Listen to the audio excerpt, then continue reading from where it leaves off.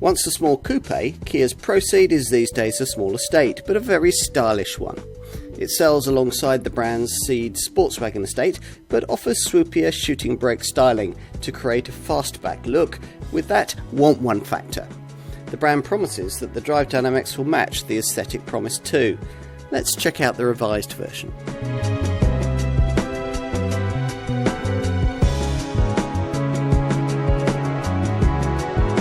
Kia calls this Proceed a shooting brake. Now, isn't that just another phrase for an estate car? Well, no, not really. A shooting brake, in contrast, is more of an occasional and much more stylised load lugger, loved by sportsmen and especially shooting parties, hence the name, from the 1950s and 1960s, particularly here in Britain.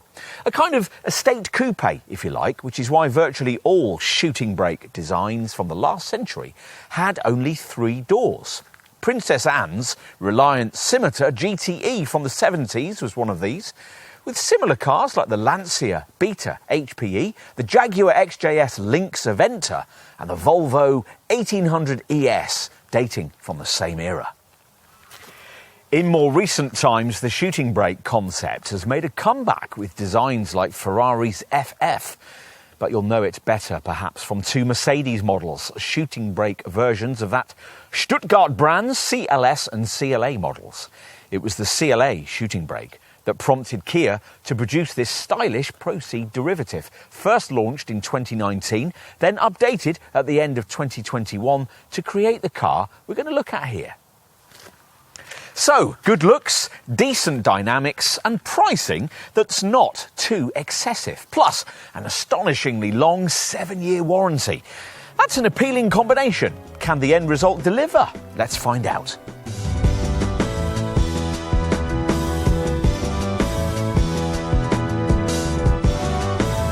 Gone are the days when Kia was content to merely try and reach a minimum class standard when it comes to drive dynamics.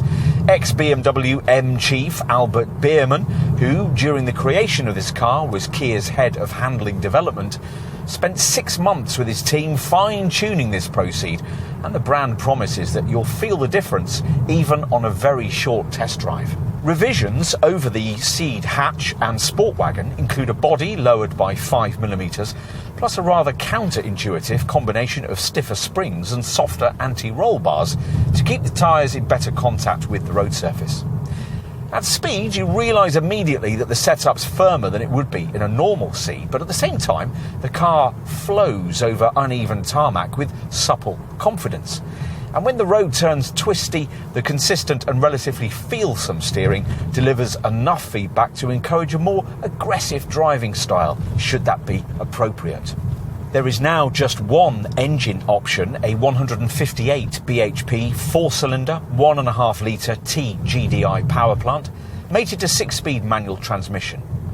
In terms of handling updates for this facelifted 3rd generation model, Kia's largely left the setup alone, which is fine by us, as that was one of this model's strongest aspects. Engine noise is enhanced by a soundtrack, emphasised through flaps in the exhaust, and delivered into the cabin through the stereo speakers. This Kia feels pretty good at cruising speeds, helped by the supple multi-link rear suspension you don't always get from compact station wagon models with this sort of engine output. You can't have the kind of driving mode system that rival sportily trimmed Golf or Focus estates could offer, but we haven't found we've missed that. And over the course of this test, we've decided that this Kia offers much of the driving engagement of the Ford and most of the reassuring stability of the Volkswagen, a good combination. Better still, you might even bond with a Proceed, and for a family-orientated Kia, that's a big step forward.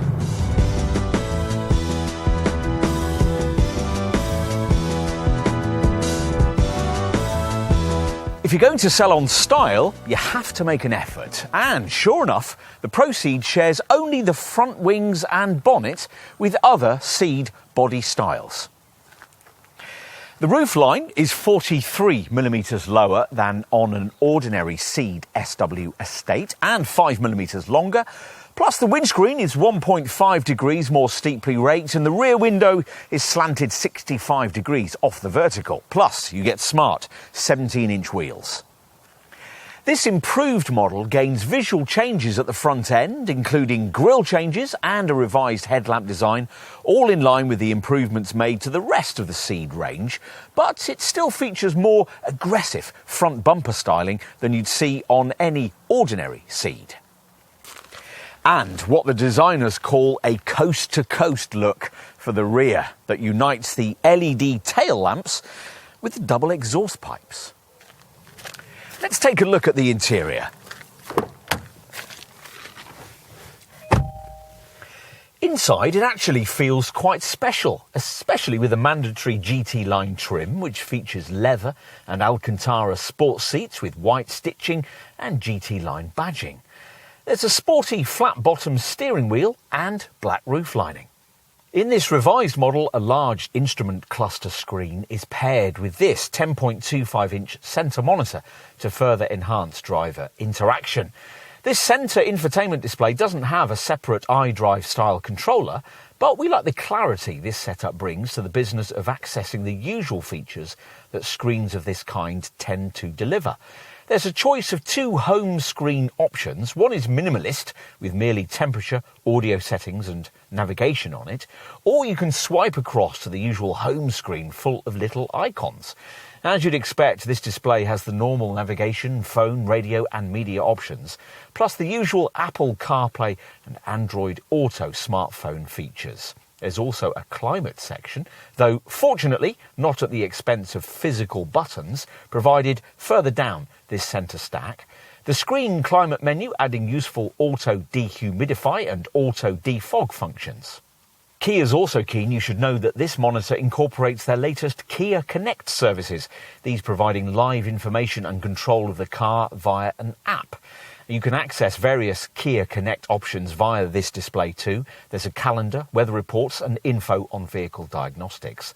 This links through to the Kia Connect app supplied for your smartphone, via which you can set up a whole range of preferences in using your Proceed, things like navigation, radio and Bluetooth preferences, all of which the car will greet you with every time the ignition's turned on.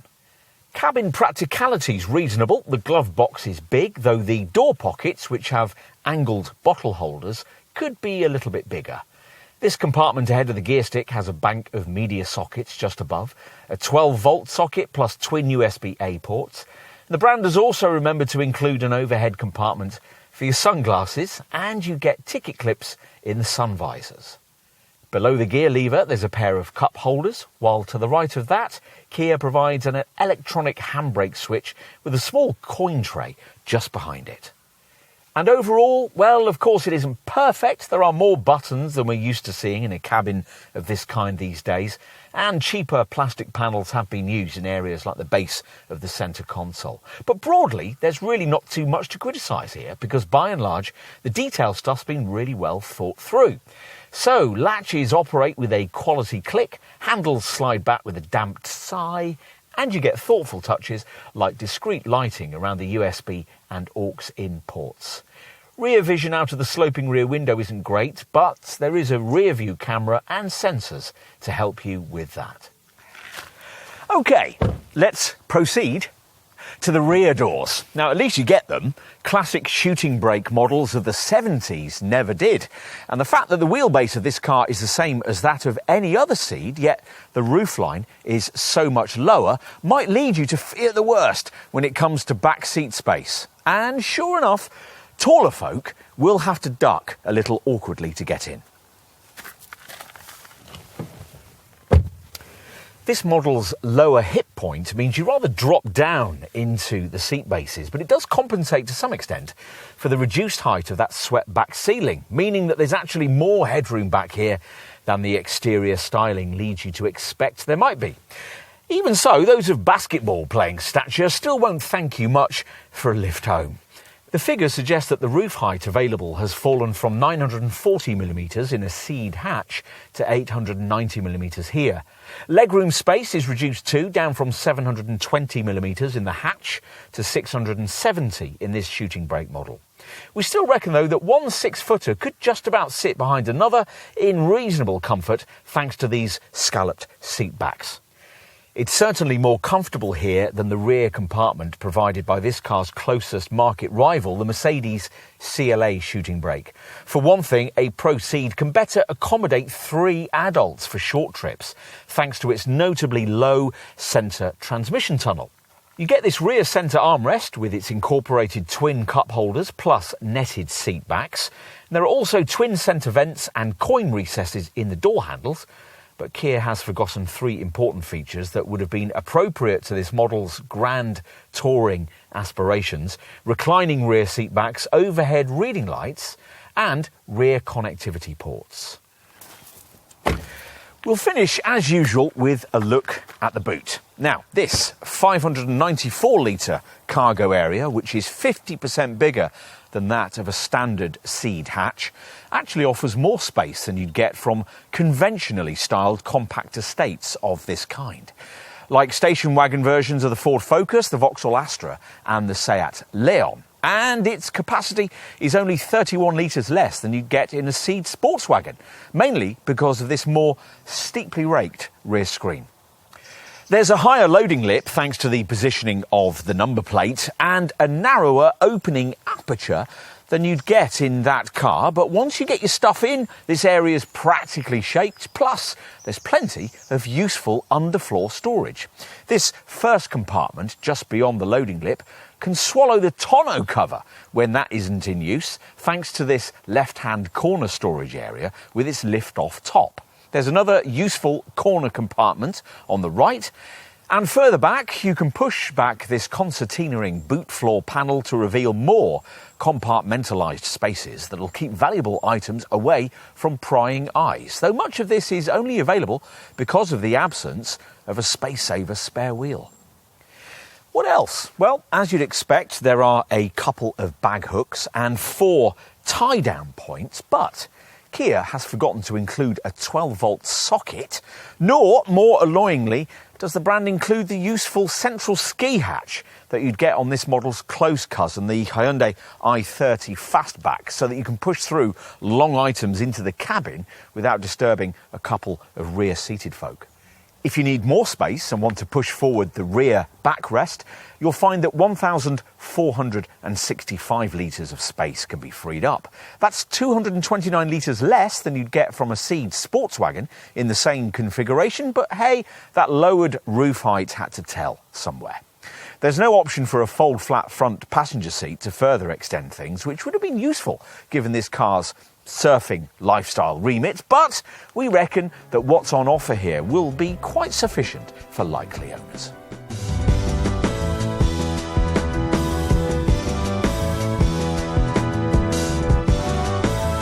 Proceed pricing, pitched at the time of this test in summer 2022 at just over £26,000, sits about £1,000 above what you'd pay for an equivalent Ceed Sportswagon model.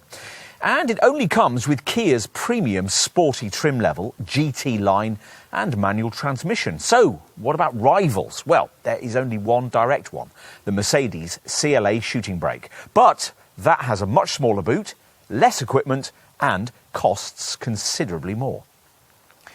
GT line spec comes with quite a lot. 17-inch wheels, privacy glass, front fog lamps, auto headlamps and wipers, power folding heated mirrors, a rear spoiler, rear parking sensors, an alarm and LED rear lights. Inside, GT line variants get seats trimmed in a combination of black cloth and faux leather, dual zone automatic air conditioning, a heated steering wheel, heat and powered lumbar support for the front seats, cruise control with a speed limiter, an auto dimming rear view mirror and stainless steel pedals.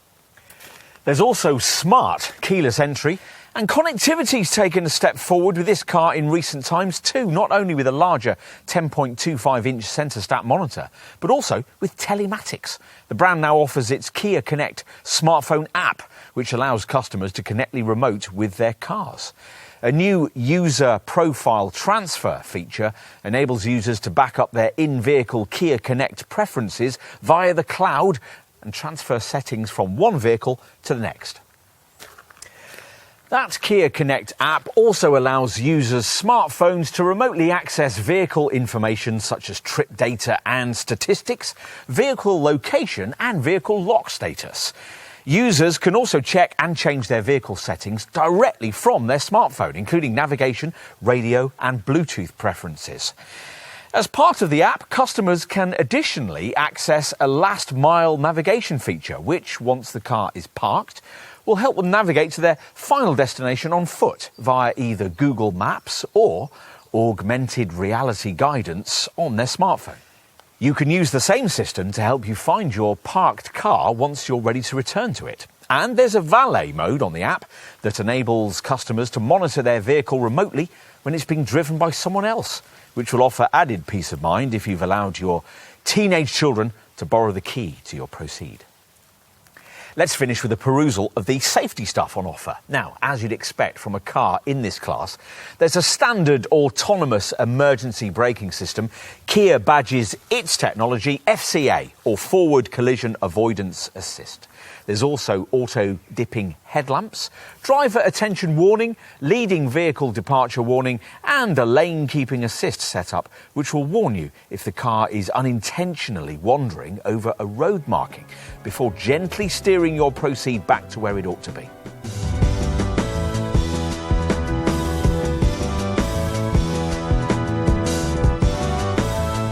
This Proceed needs to be reasonably affordable to run to interest-likely buyers, and the figures seem to stack up acceptably well.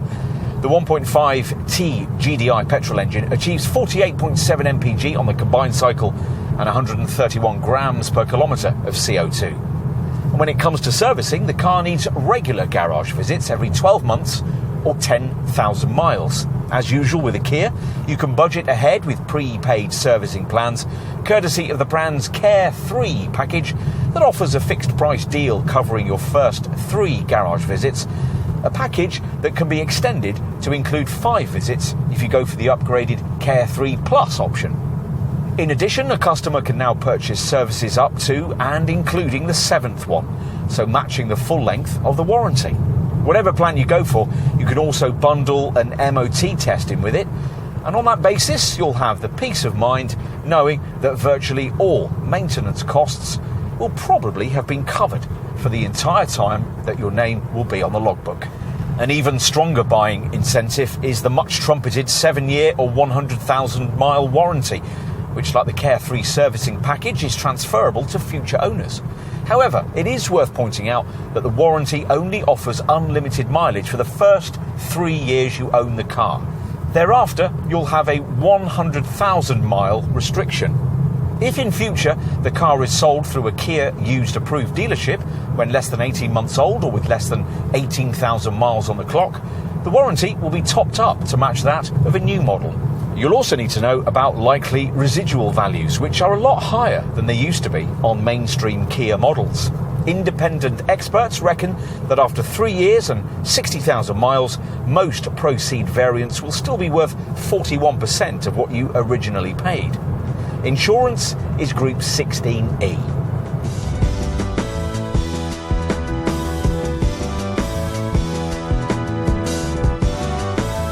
You probably won't have started out wanting a Proceed in searching the market for something a bit more stylish and interesting that suits your family needs. But now that you know about this model, though, it's possible that it might ideally suit a combination of desirability and sensibility in an affordable, versatile, compact family car. We'd still have hesitated to recommend it a few years ago, though, given the vanilla way that Kias back then tended to drive. But that's all changed now. This model's shooting brake concept may be a nod to past hunting wagons of the landed gentry, but the concept here is very much of our time, a compact yet spacious estate that doesn't drive like one. It's nicely finished, practically configured, and relatively affordable to run. It's very much an estate for people who wouldn't normally buy such a thing, and that makes it quite a tempting prospect.